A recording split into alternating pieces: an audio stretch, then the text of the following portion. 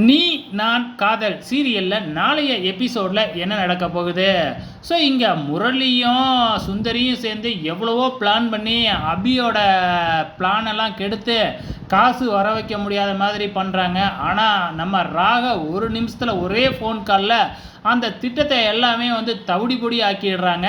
இங்கே முரளி பார்த்திங்கன்னா நம்ம அபி பண்ணின எல்லா ட்ரெஸ்ஸையும் திருடிட்டாப்புல இல்லையா, வேறு வேணும் அனுப்பி.